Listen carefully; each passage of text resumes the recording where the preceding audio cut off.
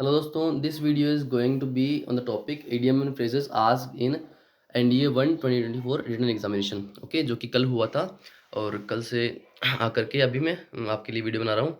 इसमें केवल हम इडियम एंड फ्रेजेस को डिस्कस करेंगे एंड इसी प्रकार बाकी synonyms, antonyms and close and बाकी सारे जो भी टॉपिक्स हैं हम उनको अलग अलग सेपरेट वीडियोस के अंदर, छोटी छोटी वीडियोस के अंदर डिस्कस कर लेंगे, ताकि आपके ऊपर एक साथ बर्डन ना पड़े। आपको लगता होगा कि 1 घंटे क्लास ले ली तो 1.5 घंटे क्लास ले ली तो बहुत ज़्यादा बड़ी हो जाएगी, इसीलिए छोटे छोटे पार्ट्स के अंदर बांट करके छोटी छोटी क्लास में हम इसको डिस्कस कर लेंगे हर एक चीज़ को। बाकी वीडियोस जो हैं उनका लिंक आपको डिस्क्रिप्शन बॉक्स में मिल जाएगा और आप चैनल के ऊपर जा करके भी बाकी देख सकते हैं। उसके ऊपर मैं चैनल की प्लेलिस्ट बना दूंगा एक एनडीए 1 2024 एग्जाम करके ना, वो आप देख सकते हैं। तो इस वीडियो के अंदर शुरू करते हैं जल्दी से without wasting much of our time, because time is money, time is very important thing. So let's get started. और मैं मेरी फोटो हटा देता हूँ यहाँ से ताकि आप केवल सुन सकें और उसको समझ सकें।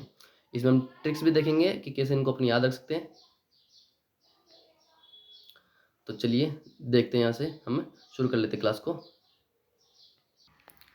एंड एक रिक्वेस्ट और करना चाहूँगा आपसे, बाकी जो बैकग्राउंड में जो आपको आवाज़ वगैरह है उसको इग्नोर कीजिए and just listen what I'm telling you and focus on the things being discussed here. Okay, चलिए शुरू करते हैं। पहला आपको दिया था बी बैड न्यूज़। अब ये जो है ये आपके प्रीवियस ईयर नहीं था, ये नया पूछा गया था इस बार, लेकिन बिलीव में बिल्कुल भी हार्ड ये था नहीं, एकदम इजी था। इसको अगर आप, एक बात हमेशा ध्यान रखना मेरी, कि अगर आपको कभी लगता है कि यार अगर क्वेश्चंस नहीं आएंगे, नहीं पढ़ पाएंगे तो हम अपन कर नहीं पाएंगे, प्रीवियस से अगर रिपीट ना होंगे, तो ऐसी कोई बात नहीं है। जो प्रीवियस से रिपीट नहीं होते, नए आते हैं, उनमें ऑप्शंस इस प्रकार सेट किए जाते हैं कि आप थोड़ा सा कॉमन सेंस लगा करके आप उसको कर सकें, है ना। ठीक है, तो एक देखिए सेकेंड ऑप्शन है फीलिंग्स ऑफ हेट। तीसरा है someone who behaves in a dishonest way. फिर आपका ये someone who is considered undesirable, third option, and to be ill, ये फोर्थ ऑप्शन। इसके अंदर हम देख सकते हैं, अब ये दो ऑप्शंस जो आपको यहाँ पे दे रखे हैं वो आप इस प्रकार से एलिमिनेट कर सकते हैं कि फीलिंग ऑफ हेट। अब हेट तो यार बैड न्यूज़ से कोई रिलेटेबल कुछ लगता ही नहीं है, सेंस ही नहीं बनता है। एंड डिसऑनेस्ट वे मतलब ईमानदारी का जो वो आपके अपोजिट होता है, बेईमानदारी, ठीक है, बेईमानी जो है तो उसका भी इससे कोई सेंस बनता नहीं है। अब आपके बच्चे टू बी इल एंड ये someone who is considered undesirable. अगर आप खुद बैड न्यूज़ हैं किसी के लिए, तो आपको कौन डिज़ायर करेगा यार, कौन इच्छा करेगा कि आप उससे मिले, कोई भी इच्छा नहीं करेगा। तो इतना अगर आप सोचते तो ये बन जाता आराम से, टू बी इल। इल होना, बीमार होना एक भी न्यूज़ होता है, ठीक है। और इधर देखा बी बैड न्यूज़ अगर आप बैड न्यूज़ हो जाते हैं, आप बीमार नहीं, आप अगर बैड न्यूज़ हो जाते हैं तो फिर आपको कोई डिज़ायर नहीं करता है, कोई नहीं चाहता कि आप उससे जाकर के मिले। तो इस प्रकार से आप इसको कर सकते थे। तो correct option for this question will be option C, someone who is considered undesirable will be called as be bad news. Okay, moving forward to the next question, that is back to the drawing board, and this is the question which is very frequently asked in various examination, whether it is NDA, CDS, FCAT or SSC like exams, na CGL, CPO and all. Back to the drawing board, moving to the options of the question: to draw comparisons, to be a member of a planning group, to start planning and planning again because the previous plan has failed, and the fourth one is to be fast and understanding a situation. अब ये जो option आप अपने साथ सारे option देख लिए, इसमें आपको पक्का मालूम होना चाहिए था यार, क्योंकि ये बहुत ज़्यादा, इसकी फ्रीक्वेंसी बहुत ज़्यादा है पूछने की, ठीक है। अब पता होना चाहिए था। इसका मतलब ये होता है to start a planning because the previous plan has failed. इसको अपन याद रखने के लिए आगे से आप ऐसा याद रख सकते हैं। आपको टीचर बोलता है कि जाइए एक आपके ड्राइंग बोर्ड के ऊपर कुछ बना दीजिए, आप गए और आपने यहाँ पर, मानिए ये बतख में बना देता हूँ यहाँ पर, ऐसी बतख, ठीक है, इसमें मान लीजिए बतख है, तो ड्राइंग बोर्ड पर बतख बनाई, तो आप आकर बैठे, फिर टीचर ने बोला भाई वापस आ, क्योंकि टीचर उसको मिटा देता है कि ले भाई मिटा दिया मैं इसको, ये लोग गायब कर दिया। टीचर बोला वापस आ करके बना। अब वापस आ करके बनाने को बोला, तो क्यों बोला? क्योंकि प्रीवियस जो आपने पिक्चर बनाई थी वो अच्छी नहीं थी, तो प्रीवियस प्लान आपका फेल हो गया है। तो back to the drawing board आप कब जाओगे? जब आपका प्रीवियस प्लान, प्रीवियस जो वर्क किया आपने, that has failed and you have to start with the new plannings, है ना। Start with an new point आपको स्टार्ट करना है। तो फिर आप to start planning again because the previous plan is failed, इसका ऑप्शन हो जाएगा। ये आपको पता होना चाहिए। और मैं बोलता हूँ जो प्रीवियस ईयर बाबा रिपीटेड है वो अगर आपको मालूम ही नहीं है then you are not meant to be a lieutenant.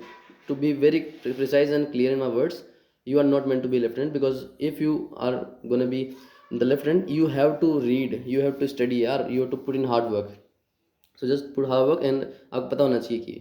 और फिर ये देखिए ये जो 33 नंबर क्वेश्चन है, B in the I of the storm, ये भी बहुत ज़्यादा रिपीटेड क्वेश्चन है। मैं हमेशा बुक बोलता हूँ ब्लैक बुक, सभी उससे आए हुए हैं, ठीक है।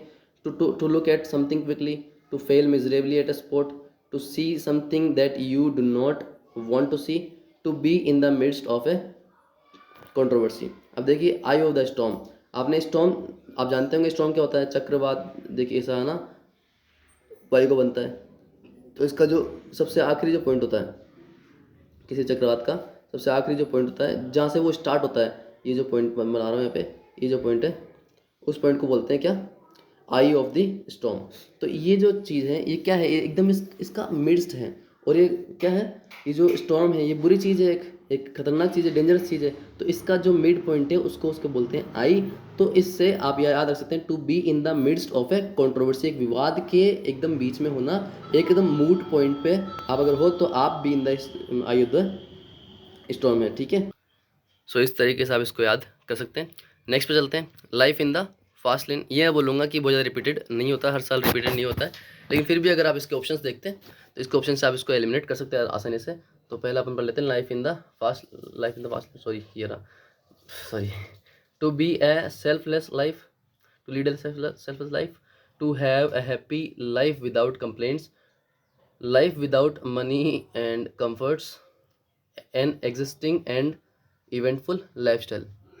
तो फास्ट लेन इसको आप इसे देख सकते हैं कि जो हाईवे पर जो फास्ट लेन होती है उसके अंदर अगर आप चल रहे हैं तो आप क्या होना चाहिए, एक तो अगर आप फास्ट हैं तो फास्ट चीज़ हमेशा एक्साइटमेंट से भरी हुई होती है एंड एक एक्टिविटीज़ से भरी हुई होती है। कि फास्ट है तो आपको बिल्कुल ध्यान रखना पड़ेगा कि किधर से कौन सी कार आ रही है, ठीक है।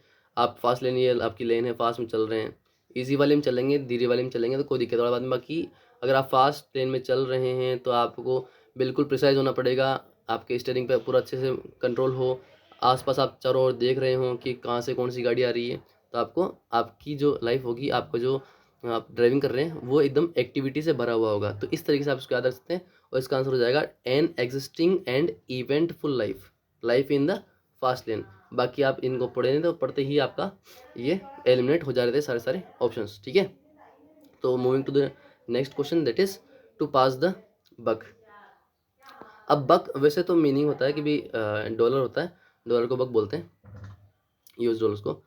तो लेकिन यहाँ पे बक वो मत मानिए आप, ये इसको याद करने के लिए ये जो है ना ये वर्ड, ये बहुत ही ज़्यादा रिपीटेड है, हर साल रिपीट होता है, बहुत बहुत ज़्यादा रिपीटेड, इसकी फ्रीक्वेंसी रिपीट होने की बहुत ज़्यादा है। तो इसका आप ऐसे याद रख सकते हैं कि बक आप ऐसे मान लीजिए एक पिलो जो है, आप तकिए से खेला करते थे आप बचपन के अंदर, कई शादी ब्याह में अपन जाते हैं तो अपन क्या करते हैं, तकिए को लेकर के एक सॉन्ग चला देते हैं और तकिए को पास करते हैं। फिर जैसे ही सॉन्ग रुकेगा रेंडमली जिस बंदे के हाथ में वो तकिया होगा उसको आउट कर देते थे अपन, ठीक है। तो मतलब वो आउट हुआ तो तकिया था किसकी रिस्पॉन्सिबिलिटी, जिसके हाथ में था वो तकिया उसकी रिस्पॉन्सिबिलिटी बन गया और उसी रिस्पॉन्सिबिलिटी ने जिम्मेदारी ने उसको आउट करवा दिया। इस तरीके से आप उसको याद कर सकते हैं।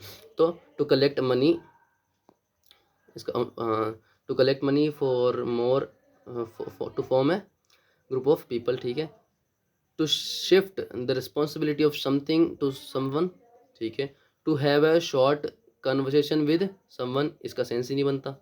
To have the credentials for a particular job, इसका भी सेंस नहीं बनता। अब टू पास द बक, इसको ऐसे पढ़ करके आप आसानी से इसको एलिमिनेट कर सकते थे। अब पास द बक है भाई, तो मतलब किसी चीज़ को अपन पास कर रहे हैं, किसी चीज़ को अपने पास रख नहीं रहे हैं, किसी चीज़ को अपन आगे दे रहे हैं, ठीक है। तो to have a short conversation possible ही नहीं है, to have the credentials for a particular job possible ही नहीं है, ये दोनों तो पॉसिबल ही नहीं। To collect money from a group of people, to shift the responsibility of something to someone, इसमें आप हो सकता था कंफ्यूज हो सकते थे, लेकिन फिर भी क्योंकि ये बहुत ही ज़्यादा रिपीटेड है आप इसको ध्यान रखिए हमेशा कि इसका जो सही आंसर होगा वो option number B, that is to shift the responsibility of something to someone else, किसी को रिस्पॉन्सिबिलिटी देना। And this is all in this video. अगर वीडियो अच्छी लगी हो तो चैनल को सब्सक्राइब कीजिए, वीडियो को लाइक कीजिए, एंड बाकी सारे जो वीडियोस के लिंक हैं वो आपको मिल जाएंगे डिस्क्रिप्शन बॉक्स के अंदर। एंड चैनल के ऊपर आप जाकर के इस प्लेलिस्ट के अंदर भी देख सकते हैं, पूरा पूरा इंडिया के पेपर सोल्व करवा दिया है। और अगर आपकी कोई वीडियो डिमांड हो पर्टिकुलर चीज़ के ऊपर तो आप मुझे बोल सकते हैं, मैं भी आपको उसके ऊपर वीडियो बनाकर दे दूँगा। Okay, will meet in a new video.